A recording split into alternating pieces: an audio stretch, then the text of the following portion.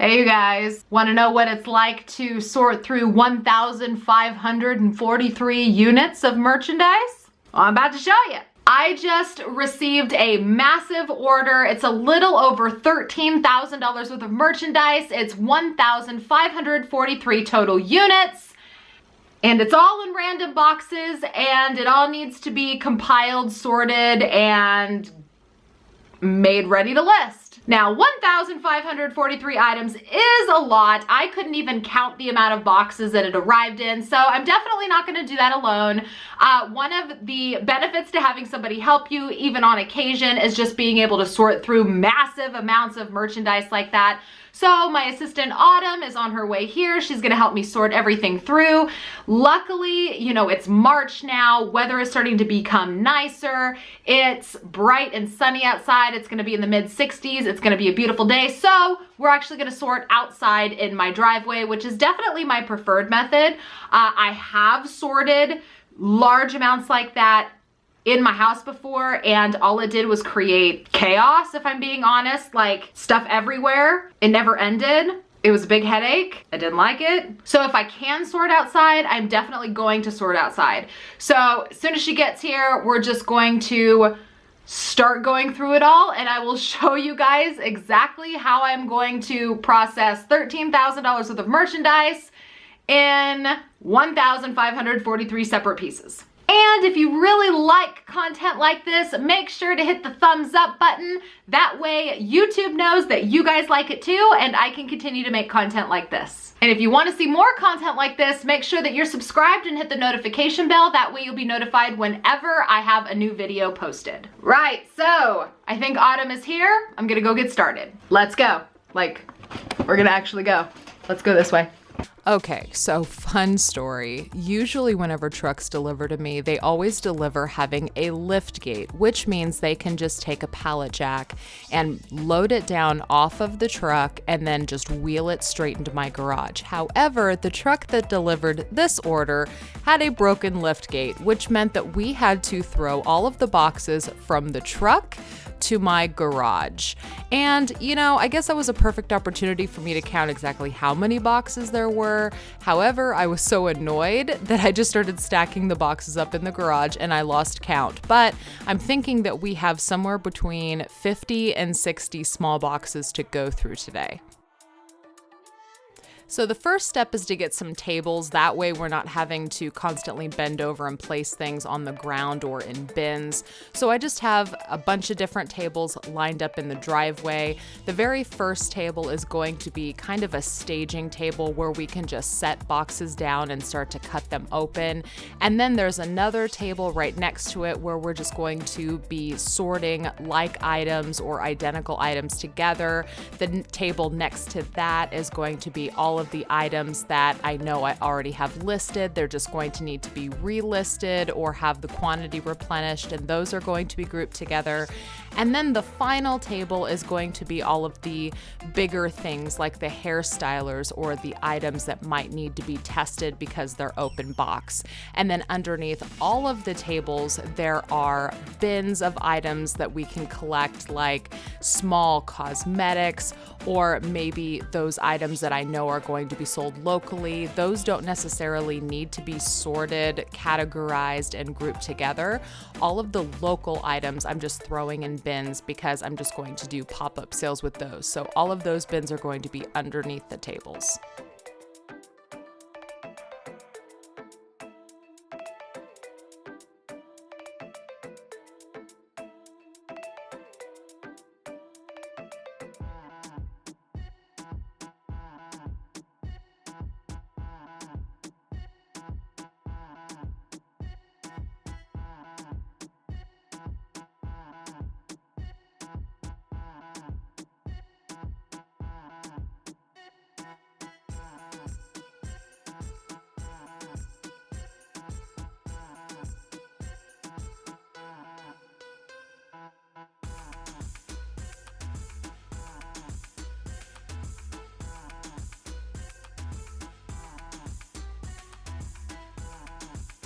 So now when you receive liquidation orders this way, there are a couple of different ways that you can handle it. This is just the way I prefer to process all of the merchandise. If you don't have the time or the space to sort over 1,500 items at once, you might just want to go box by box and work as you go. That's one of the nice things about getting liquidation in smaller boxes. You could just kind of take it box by box. You can open up the box and list what can be listed. Or if you see one that you already have listed, you can just add a quantity. You just kind of go, work as you go. I prefer to sort the entire palette all at once. That way I can have all of the identical items grouped together. So that way when I create the listing, I know that I have multiple quantities. It also allows me to find the higher dollar items right at the beginning so I can get those listed faster. If I were just going box by box and listing as I go, like I said, I have between 50 and 60 boxes here. So if there's a really expensive item that's in box number 55 and it takes me a really long time to get to it, then I'm not going to be in the position to list that item at the beginning to start recouping my money faster.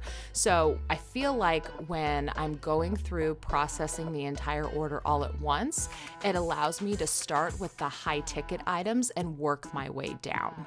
It also gives me a much clearer picture of the merchandise that I am listing.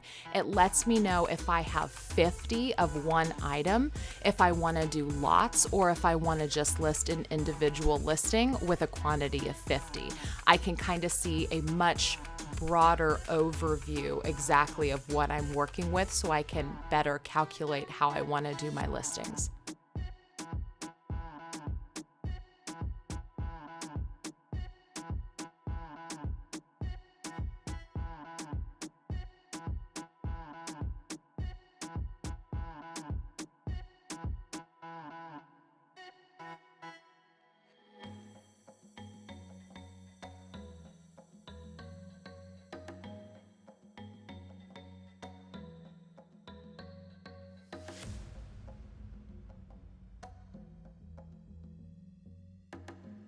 So this is actually what it looks like inside the boxes. I thought you guys might like to see that. So when I open up a box, it is literally like a mystery box. There is no manifest I'm going off of. There is no box that is grouped of the same item or similar items. It is just a hodgepodge of merchandise thrown in the boxes. And it's a surprise and it's kind of fun. Can be a little frustrating because maybe something will leak and it'll leak all over everything in the box, but it is kind of a fun mystery to go through and open all of these boxes and see what's in there.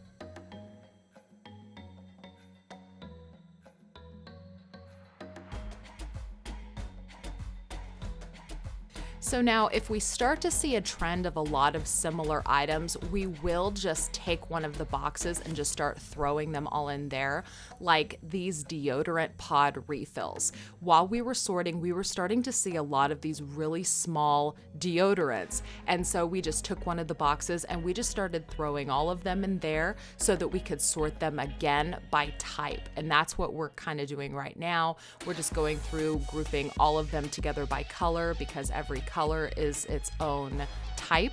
So we're just going through sorting them all together, and then I'm just going to put them back into one of the bins with all of the colors grouped together so that when we do the listing, I know how many of each one I have.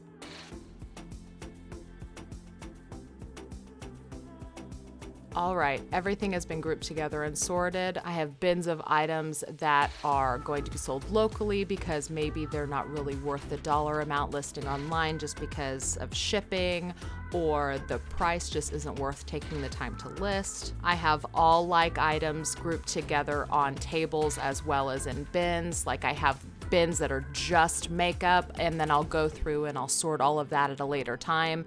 It's just kind of a headache to go through and sort really small individual cosmetics when we're doing so many items all at once. So like I mentioned at the beginning, I'll just throw all the cosmetics in bins to be sorted later. I like to use the tables to sort the bigger items like personal care, or the things that are a little bit more high ticket that I'm gonna wanna see how many I have of each. And if you're getting into liquidation, I'm sure that you're gonna find your own system. This is just how I prefer to do it, and I've kind of developed doing it this way through trial and error, getting multiple liquidation orders in, finding out what I liked sorting one way versus another way, and this is just kind of what seems to work best for me and my current situation.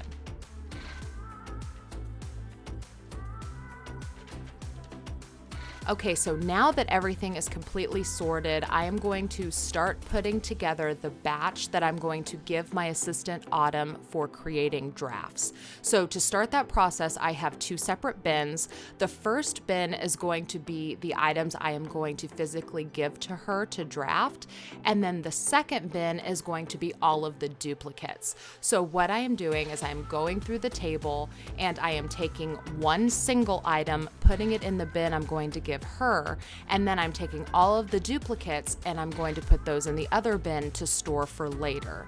The reason why I'm doing it this way is because if I have 10 of one thing, I really don't want to give her all 10 items, because that's just going to take up a lot of room in her vehicle, in her house. It's just going to be more merchandise that she has to keep track of.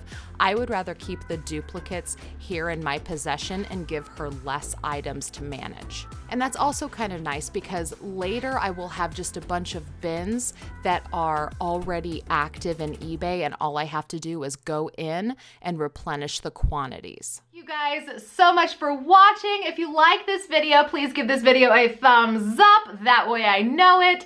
Don't forget to leave any questions or comments down in the comments below. Let me know, what is the biggest order you have ever sorted through yourself, whether it's liquidation or individually picking things at thrifts or the bins, or if you go yard sailing, what's the biggest amount of merchandise that you've ever sorted through to prep for listing? I'm really curious to know if you guys are doing like 20 items at a time or 1,000 items at a time. Don't forget to check the video description. I will put some useful links in there for you, and do remember to subscribe if you'd like to see more content, and I'll see you guys with my next video. Bye-bye.